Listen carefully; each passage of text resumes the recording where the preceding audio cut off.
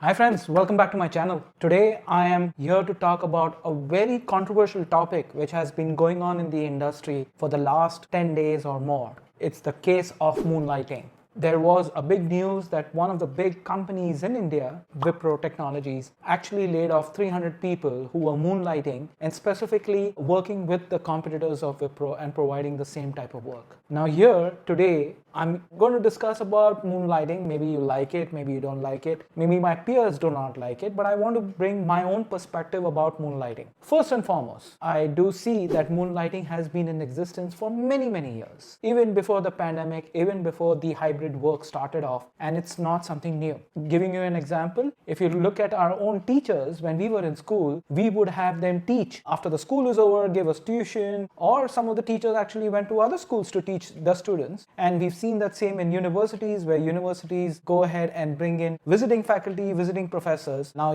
whether you call that moonlighting or whether you call it alternative paths to income or more paths to income, that has been in existence. Now, while I move away from the education world, I also see that same analogy happening in the corporate world. Many of the CEOs or many of the corporate executives have been on board members, not definitely in the competing companies, but part of the other group companies, and provide their services, advisory, and many other such services to the other companies. Now, do you consider that as moonlighting? The answer is no. That is not exactly what moonlighting is, but having multiple career paths or your passion areas or areas where you can actually provide your capabilities or your services has been in existence for some time. What's wrong here specifically that you engage with one of your company's competitors and you offer the same services or practices and invariably keep sharing competitive advantages which may not be true. And hence, it is important to understand that difference and do not get into practices which may hamper you and your career in the long term.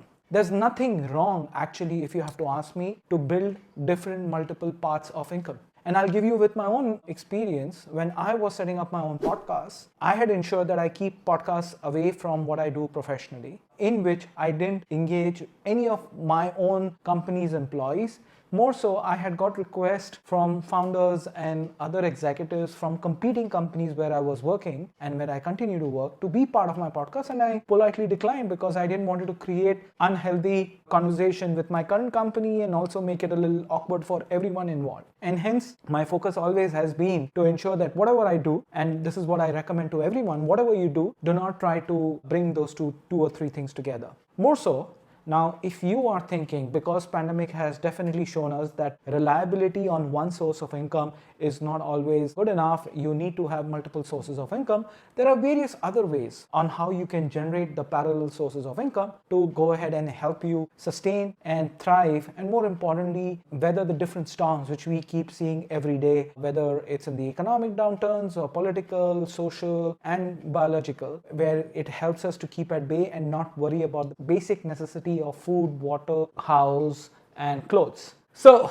what are those specific incomes or what are the specific paths where you can generate alternative incomes? Definitely, the financial gurus will say save money, invest in the market, whether it's the equity markets or mutual funds, or build a systematic investment plan. Definitely a great plan, but it needs to be a certain portion of the income which you should do, and do not allocate 100%, and try to go ahead and build other paths. For example, create a YouTube channel where you have passion of areas, whether you like music, whether you like to draw, whether you like to go ahead and share knowledge, what I do. You can create these multiple sources of income using a YouTube channel or build courses on platforms like Skillshare and many more, which allow you to have these incomes and create these assets over a period of time, which can keep generating value for you and for the outside world who may be your community which will be engaging. The third area can be like taking a clue from our professors in our schools. You can start teaching or you can start imparting your knowledge to individuals who would be interested. Definitely keep in mind, not your current companies, competitive companies, but there are a lot of individuals who would love to share from real experiences. They would love to have understanding of what's happening in the real world, and they'll be happy to share their money or their income with you if you're knowledgeable enough and you're able to share your perspectives with them, and they'll be happy to engage with you. So that's the other area. The other area where you can think about is engaging with nonprofits. Now,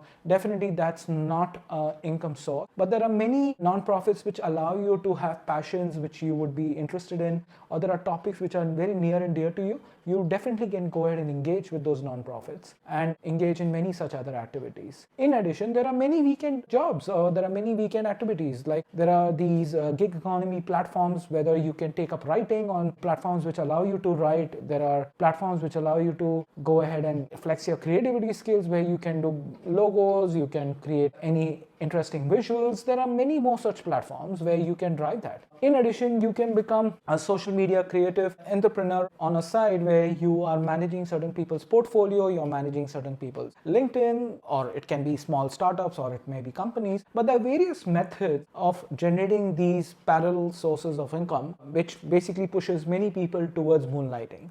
That's the only word of caution which I will share. Now, running behind money, do not pressure yourself or do not stress yourself, and more importantly, do not create an environment which is inconducive to your mental and physical health. More importantly, you have to ensure that you take care of yourself, take care of your physical and mental health, and do not get so much stress or run behind money, which can be detrimental for you in the long run. So yeah, here is my perspective on moonlighting. I don't feel anything wrong, but if done in the right way. These are my thoughts. If you have any other thoughts where individuals can learn from having parallel sources of income, please do share with me. I'll be happy to continue this discussion. And if you feel that I should build a topic specifically on creating passive income channels, I'll be happy to share them and discuss further. Take care, stay safe, and be blessed.